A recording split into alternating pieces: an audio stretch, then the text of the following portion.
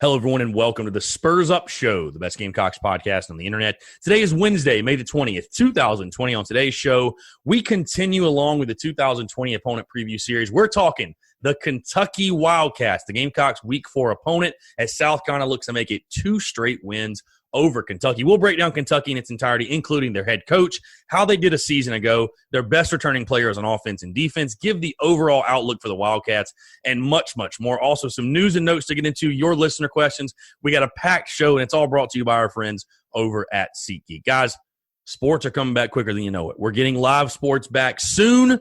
That means games are going to be coming back, which means hopefully, and I'm thinking so, fans are going to be able to go. Download the SeatGeek app or go to SeatGeek.com. Use the promo code SPURSUP. You're going to save $20 off your first purchase. Guys, they have tickets to literally anything and everything, whether that be Gamecock sporting events, professional sporting events, concerts, comedy club events, you name it. Whatever you need tickets to, they have got it. Again, like I said, guys, we're going to be getting live sports back. We've seen some of the professional sports leagues are coming back in California and Texas. I'm hoping and praying by the fall there will be opportunities for some fans to catch live sports, and you want to make sure you're using SeatGeek to get those tickets. They have a great ticket rating system which rates the tickets for you based on the type of deal you're getting as well. They've really just changed the entire ticket buying process. Never again do you have to scalp. You're going to know exactly what you're paying, where you're sitting, the value you're getting. It's a no-brainer to go with SeatGeek. So, again, go download the SeatGeek app or go to SeatGeek.com. Use the promo code SPURSUP, that's SPURSUP, to save $20 off your first purchase. Let's get it.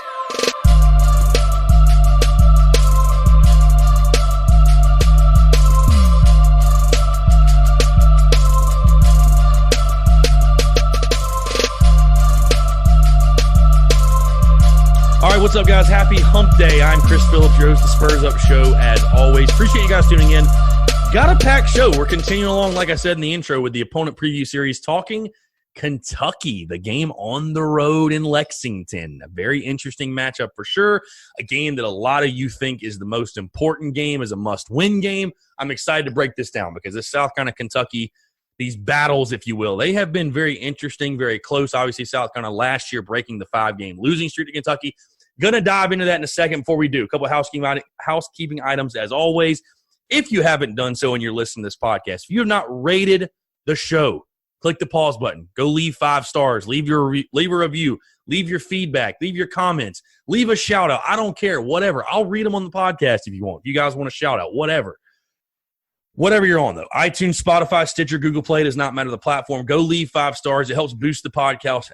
I cannot talk right now. It helps boost the podcast and helps others that have never heard of the show. It helps them find it as well. Super simple, super easy, guys. Takes 5 seconds. And for those that have already done so, I truly do appreciate it. Also, if you're listening to the show and you're not subscribed, you're messing up. You're messing up big time. You want to be sure the daily pods are back. You're going to get those daily notifications when the podcast drops. So be sure you are subscribed. Just click that subscribe button. It takes literally 2 seconds to make sure you're set up for success and that you know when the podcasts are dropping. You need to know that. Also, if you want to support the Spurs Up Show, you don't have to. Obviously, if you want to, we have a Patreon page.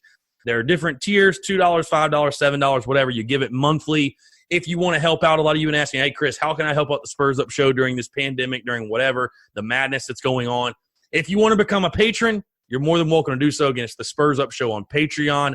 Be sure to check that out and appreciate everybody who takes the time to donate, to give, or I say donate. That's kind of a weird way to phrase it. But whoever wants to support, I appreciate all you guys. And I appreciate you no matter what. Doesn't matter about the Patreon. Screw it. I appreciate all you guys no matter what. All right. Let's get into the meat of things. The 2020 opponent preview series marches on, and we're talking the Kentucky Wildcats on this show. Very excited to talk about this one. Saturday, September the 26th, the Gamecocks' Week 4 opponent at Kroger Field in Lexington, Kentucky. The all-time series record in this one, South Carolina leads it 18-12-1. The last meeting, the Gamecocks beat Kentucky last year, obviously, in Columbia at Williams-Brice. 24-7, and what was really a slugfest kind of game. Obviously, Gamecocks came into that one. It was a must-win game at home. You broke the 5-game losing streak to Kentucky. And again, you see that all-time series record. I mean, 18-12-1. You think of how dominant South Carolina was in the series before that 5-game winning streak. Kentucky's 2019 record, 8-5 overall, 3-5 in the non-conference. They won their bowl game as well over Virginia Tech in a really dramatic game. If you guys remember, I believe that was the Belk Bowl in Charlotte, North Carolina, which our favorite place, right, guys? We love Charlotte. We love B of A. No, screw that place. They won their bowl game. So it really, did not follow up on what was it? I think in 18 they had like a 10-win season. Didn't follow up on that, but I mean, Lynn Bowden taking over at quarterback changed their season, changed the outlook for them. They won 8 games. So a really, really good year. Let's talk about their head coach, Mark Stoops. Coming into his 8th year, I think one of the underrated coaches in the SEC, to be perfectly honest with you. He has really turned that Kentucky program around. And they're still not a program that's, let's say, out recruiting South Carolina or doing anything that spectacular on the recruiting front. But I think Mark Stoops' ability to get talent that fits the Kentucky scheme and develop that talent is really where Mark Stoops has separated himself as one of the better coaches in the SEC, in my opinion. Again, you take a look at 2019. They went 8-5 overall, 3-5 in the conference. Taking a look at their schedule, and I've got their 2020 schedule pulled. Let's get that 2019 schedule. Okay, so for Kentucky, 8-5, 3-5 in the SEC. Started out 2-0 with wins over Toledo, Eastern Michigan. Lost a tough win to Florida, if you do remember, 29-21. Got not blown out. Lost by 15 at Mississippi State. Lost to South Carolina. So won 2 in a row, lost 3 in a row. Bounced back with a win over Arkansas, who was just terrible last year. Gave Georgia all it wanted in Athens. I don't know if you guys remember that game. I think it was like 0-0 late in the third quarter. So Kentucky gave Georgia all it wanted. They lost that game 21-0, though. Beat Mizzou, lost a really close game to Tennessee, 17-13, but beat Vandy, beat UT Martin, beat Louisville to finish up 7-5 in the Belk Bowl, 37-30. So really, again, another solid season. I mean, a really good season. You hate to see it if you're a Gamecock fan because while we're going 4-8, Kentucky's going 7-5 and then going 8-5 with a bowl win. So a tale of 2 different seasons. Even though South Carolina got the win in the regular season, a completely different story for the Gamecocks and for Kentucky, how it went last year. The best returning player on offense for the Wildcats. Again, Kentucky obviously losing Lynn Bowden, who was Mr. Everything, literally played quarterback for those guys last year. And again, he's the sole reason they won 8 games. I mean, completely changed that offense. The Gamecocks did not have to face him at the quarterback position, which I think we got a little bit lucky because we all know how stellar the Gamecocks defense historically has been against Wildcat-style quarterbacks. But you take a look at this Kentucky offense. So they'll be looking to replace him. Terry Wilson, the quarterback, does return. They have an Auburn transfer quarterback, Joey Gatewood. You guys have probably heard that name. He's there in Lexington as well. He might take over that starting role. But to me, the best returning offensive player for Kentucky, I got to stick with the running back position. And, obviously the last great Kentucky back, and I shudder when I think of this name, but it's Benny Snell. Oh, God, I have nightmares about what Benny Snell did to our defense. But I'm sticking with the running back position. The best returning player on offense for Kentucky, and in my opinion, running back Asim Rose, the senior. 826 yards last year, 6 touchdowns. He is a guy, listen, with Kentucky football, they are a ground and pound, tough. They definitely spread it out. They'll try to throw the football, but especially if Terry Wilson's your starter, they're going to rely on the running game. He's 6'2". No, excuse me, that's the wrong guy. Anyways, Asim Rose, fantastic running back. He's a senior. He'll be that veteran guy in the backfield. Runs a lot like Benny Snell did.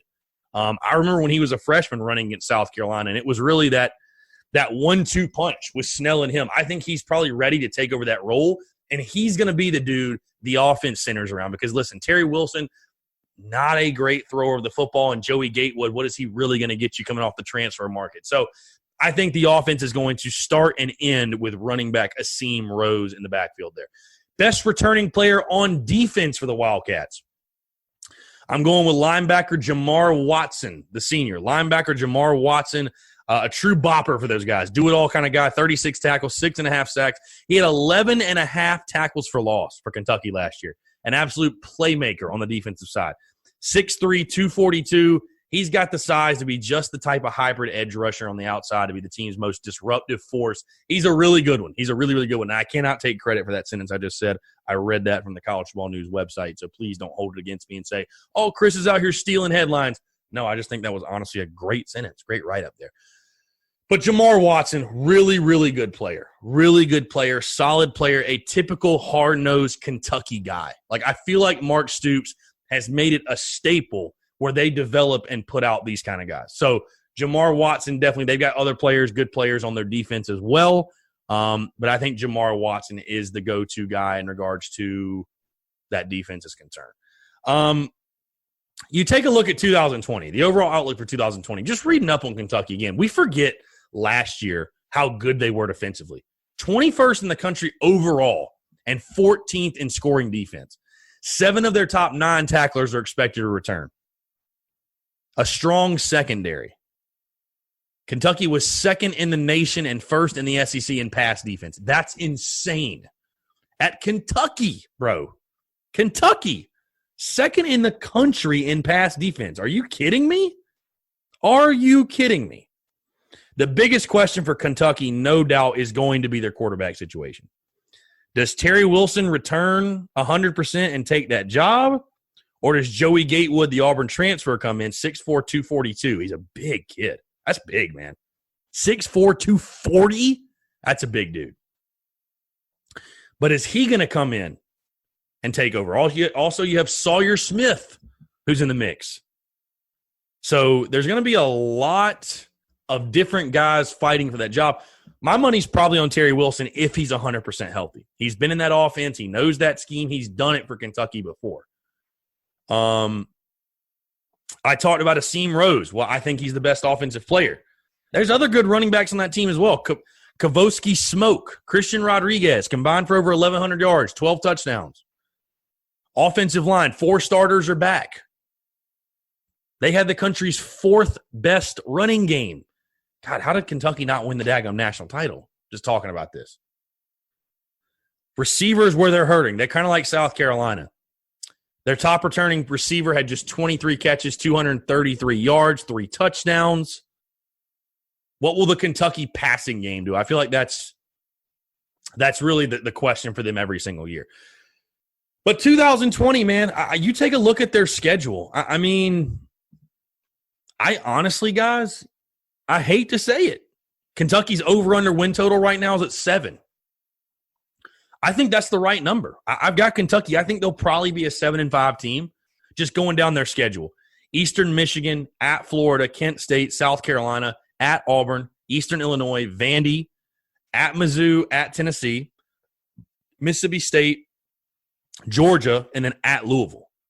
I mean, there's at least 6 wins on that schedule. Eastern Michigan, W. Kent State, W. Eastern Illinois, W. Vandy, W. Louisville, W. Mizzou's probably a W, even though it's at their place, could be tricky. But that's 5 almost, I would say, guaranteed wins. So, and I think they'll probably steal 2 more. I could see them winning Mississippi State at home. Mississippi State's probably not going to be very good. Maybe at Tennessee. Maybe they beat South Carolina at their place. But Mark Stoops, man, I don't think he gets enough credit. I think he's one of the most underrated coaches in the SEC. What he's done, and I'm just going to say this, he's done the opposite of what Will Muschamp has done, which is Will Muschamp, in my opinion, has taken talent and done less with it than he should have. Mark Stoops has taken nothing and, turned it into a winning program. He really has. Turned it into a winning program. I think the thing, talking about this matchup specifically, it's been a struggle. I think this is the most intriguing thing. South Carolina has never gone to Lexington and really played well. The biggest margin of victory in Lexington for South Carolina was 2012. 38-17 was the final. You're thinking to yourself, Chris, that's a 21-point game. They killed them. That game was close for a while. That game was really close for a while. It really was. I mean, other than that, though, let's just look since 2000, okay? In 2000, these are all in Kentucky. Let's listen how tough these games have been in Lexington. 2000, South Carolina won 20-17. 2002, South Carolina won 16-12. 2004, South Carolina won 12-7. 2006, South Carolina won 24-17. 2008, South Carolina won 24-17. 2010, South Carolina lost 31-28. 2012, I talked about 38-17, Carolina won. And then started the losing streak. 2014, South Carolina lost 45-38. 2016, South Carolina lost 17-10. 2018, South Carolina lost 24-10. So, I mean, South Carolina has not won in Lexington since 2012. And they've lost 1, 2, 3, 4 of the last 5 times they played there. I mean, this isn't just bad. Like, these are not all bad South Carolina teams. We're talking about some of the best South Carolina teams that ever played have struggled. And I don't really know what the reasoning is. I don't know what the answer is. But that's why I say for the fans that think this is just going to be some pushover, cakewalk, what makes you think that? There's no reason really to think that. I think this is going to be another struggle probably. Now, a lot of you have said this is the must-win game. I talked about why I think Missouri is a must-win. I think it's going to be the one that sets the tone for the season. This one will certainly sting if you can't, because I'll be honest with you guys. Listen, I don't think Kentucky is a better program than South Carolina right now. I don't. But they're a lot closer than they should be. They really are. They really are. It feels like, Mark Stoops is in year 8. Muschamp's in year 5. It feels like South Carolina should be the one with the over-under win total of 7 and the preseason quote-unquote hype, if you will, heading into Will Muschamp's 5th year. And Kentucky should be the one with the over-under win total 5.5 and coming off a 4-8 season. But it's not that case. That's not the case. It's reversed. Another loss to Kentucky, would make it 6 of the last 7 if you lose to them. And I mean, listen, guys, I know people might scoff at the thought that, oh my God, we could lose to Kentucky. No, Chris is just being negative again. There's a good chance we're probably an underdog in this game. Great, really good chance we're an underdog. So it is certainly a possibility South Carolina goes to Lexington and gets beat week 4. No questions asked. This will be a big game for Kentucky as well. I mean, you take a look again. They'll start out 1-0. They're going to lose at Florida. I don't see that upset. 1-1. They'll be 2-1 at that point. And South Carolina, after South Carolina, they got to go to Auburn. So like I said, they'll be 2-1. Kentucky don't want to fall to 2-2 because you're probably going to fall to 2-3 at Auburn. I don't think you're going to beat Auburn. So they have the opportunity to start out fast. And South Carolina is one of those teams. I know Kentucky fans are probably circling and say, this is a game we got to win. It's a game we should win, and we got to win. So I just think it's so intriguing in this series how I literally read them off since 2000. Hell, and I could probably keep going. 98, Kentucky won 33-28 in Lexington. 96, South Carolina won 25-14. 94, okay, South Carolina won 23-9. That's only a 14-point margin of victory, though. 92, Kentucky won 13-9. The biggest margin of victory ever at Kentucky has been 21 points, and if you take that away, the largest margin of victory for South Carolina has been 14. We've never played well there. Ever. Ever, ever, ever have we played well there. It's crazy. Ever. So I don't know why Gamecock fans would expect anything less than an absolute just down to the wire game. And this is definitely one that makes me very nervous. I don't want to say, if you lose to Mizzou, it's a must win. There's no doubt. I've already kind of made my point about the Missouri game and its importance. If you start 3-0, though, I don't know that it falls under the must-win category, but it falls under the you would really, really, really, really like to win the game. You really would. And you feel like you kind of need to really justify your program's head in the right direction. Because like I said, front half of the schedule, you need to take advantage. You've got to at least start 4-2. You have to. You got to find a way to start 4-2. Because then you almost guarantee yourself a bowl. You got Vandy and Wofford on the back end, and maybe you can steal a game late. Maybe you beat A&M. Maybe you upset LSU or Georgia. I don't know. Maybe, God forbid, maybe you upset Clemson. I doubt it. I don't think so, but maybe you do. But you got to find a way to start 4-2 in that first 6. And a game like Kentucky, I mean, I would, I hate that I'm even having this conversation. Because if the program was where it should be in year 5, this should be a win. This should be a win, no doubt. But Mark Stoops, bro, Mark Stoops owns Will Muschamp, owns him. I almost guarantee you if Lynn Bowden played quarterback last year, we lose. I would not doubt we lose. Wouldn't doubt it. So, again, overall outlook for this Kentucky team. I got them at 7-5. I think they'll be a good team this year. I think they'll just be a traditional classic, Mark Stoops, Kentucky coach football team. And the Gamecocks are going to have their damn hands full week 4 in Lexington. Going to have their damn hands full. No questions asked. So, all right, a couple news and notes here, then we'll get into your listener questions and we'll wrap this up. One quick thing. Let me get to Instagram because that's where I kind of pull all my news from that I have it posted throughout the day. I wish my phone wasn't taking forever. Why did I not already have this pulled up? Okay. So coaches are taking a pay cut. This is an interesting little headline. Will Muschamp, Frank Martin, and Don Staley are taking voluntary 10% pay cuts to ease the financial burden COVID-19 is having on the University of South Carolina. So good move by the coaches. They make enough money. Taking that pay cut, it's going to help the school. I mean, you think about it. Will Muschamp, he's making $4 million a year, 10%. What is that? $400,000. So I mean, the school's probably saving $1 million between the three of them. So I mean, good move. I think it's a good move for sure, or near $1 million. I think it's a good move for sure. Also, Coastal Carolina has announced they're going to have a football season. I mean, that's what they're saying. So that game against Coastal. It's game on. Let the kids play, which is obviously good news if, you're listening to the show and you're like me, you're a football fan and you want to see Gamecock football and you want to see football in general this year. So that's good news. That's good news to hear. No questions asked. That's great news for all of us football fans that are just hoping and praying that we have a, somewhat of a normal season for sure. All right, let's get into your listener questions here. Capped_way. Top 10 are you kidding me moments of the decade. Top 10? I can't give you 10 off the top of my head. I'd have to almost go back and watch the highlights.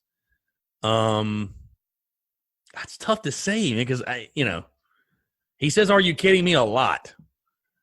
I don't know. I'll have to get back to you. I'll tell you this. My favorite Todd Ellis call is either the Cooper to Wilds pass against Clemson, chaos, and Williams-Brice chaos. The Jad Dean miss in 2006 when he says Death Valley is silent. Or, and this is a personal one for personal reasons, 2013 North Carolina, first game of the season. That was the first game I ever had season tickets to. And, we beat UNC. And if you guys remember, we start that game with the deep pass to Shaq Rowland. Catches it, touchdown. And that Todd Ellis call still gives me chills because, again, how excited I was being in the stadium. I had season tickets. I could still kind of recall it. They're still in the pistol formation, play action from Shaw. He looks deep down the post, finds Roland, touchdown, boom, hello, 2013. Love it. Just love it. And that was the peak of Gamecock football, too. Man, that's, you can't get goosebumps thinking of that. You need to get your pulse checked. Heath Watson, 55. Who will be the starting center game 1? Ideally, it will be Hank Manos. Hank Manos will have developed into that role and taken over. He needs to. He needs to be that guy. Now, will he be able to hold on to that role? I don't know. But Hank Manos needs to be that guy for South Carolina. He needs to finally pan out to that guy. Here's a good question. Lander Walters. 3 keys to the game. South Carolina, Kentucky, I'm assuming you're talking about. 3 keys to this game. Win at the line of scrimmage. The team that's won the line of scrimmage has won this game every year. Turnovers, especially on the road. You got to win the turnover battle. You got to force some turnovers, force Kentucky into some mistakes. So I would say that's the second one. And the third one,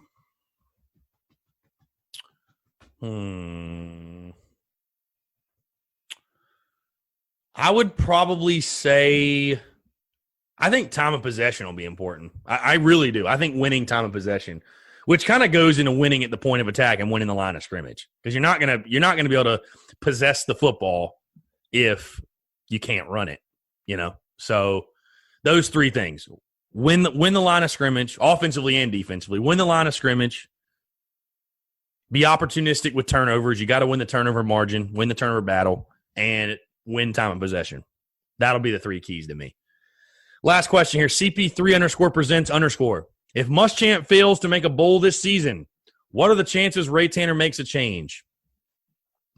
I mean, I'd love to say they're 100, but I'm a little nervous about, with the pandemic stuff, will they pay the buyout? How will that work? So I don't know, man. I'm at the same mercy as you are. Trust me, I get it. We're all at the mercy of the decision makers. In control of South Carolina. So I don't know. Hard for me to say. So that's going to do it. Guys, appreciate the questions. Appreciate you guys tuning in. Fun episode for sure. Hey, we're back, by the way. Apologies Tuesday. Apparently everybody's busy during quarantine, so I could not find a guest, or people were just busy. So there was no guest interview yesterday, as you guys obviously know, but have a fantastic interview lined up tomorrow with former Gamecocks first baseman Matt Williams. We got Danny Blair, who played baseball at South Carolina. He's going to be on one of next week's shows. So back to normal. Again, apologies, guys. That happened. So stay tuned for any possible changes. I've been thinking about going back to Monday, Thursday, big shows, and then Tuesday, Wednesday, Friday being small shows. I don't know. You guys just roll with the punches with me. That's all I ask. But really do appreciate you guys tuning in. Thank you so much for listening. Have a fantastic day. Stay safe, stay healthy, and we'll talk to you tomorrow. Thanks.